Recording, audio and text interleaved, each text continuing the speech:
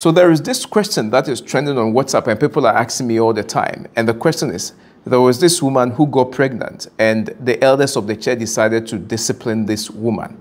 When she was interviewed, it was realized that this woman did not have any sexual encounter with any man, but she got pregnant through artificial insemination.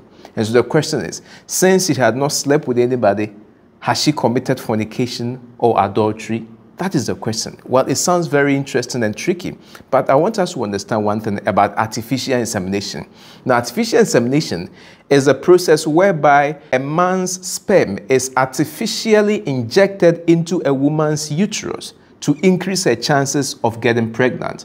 Now, this is normally done for couples who are having issues with pregnancy. So if two married people are having problems with pregnancy, they can go to the hospital and then have this procedure done for them. When it happens between a married man and a married woman, what it means is that the man's own sperm is going to be taken and then it is going to be artificially injected into his wife's uterus. So it is between them. Now, what makes this story different and wrong is the fact that this woman is not married.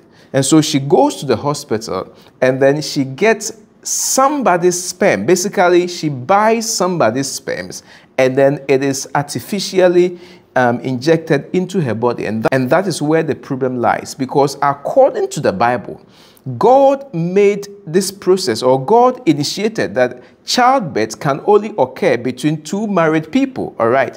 When married people come together, they can produce a child.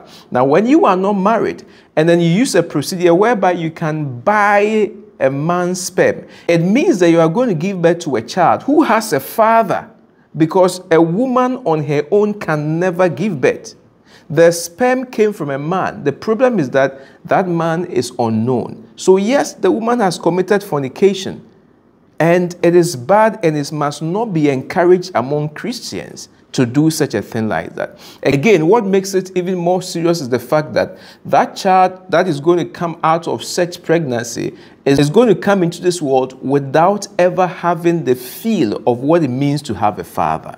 Imagine the trauma, this emotional, effect that is going to have on that child. That child would never know who his father is because the mother doesn't even know who the father of the child is. That is something that we as Christians should not go in. So as Christians, yes, this is wrong. It must not be encouraged. If you are growing and you feel like you're not getting somebody to marry, it is something that we are praying that every woman who desires to get married or every man who desires to get married would get married. But I humbly appeal to anyone in such a position to keep praying, keep looking out for God to open a door for you. But if you think that you cannot wait, what I want to recommend for you is to adopt a child who you can actually raise up, because there are many children who have been brought into this world, either their parents are dead or the parent cannot take care of them. You can adopt one or two and take care of them instead of going to buy another man's sperm to get pregnant to a child whom you never know who the father is. That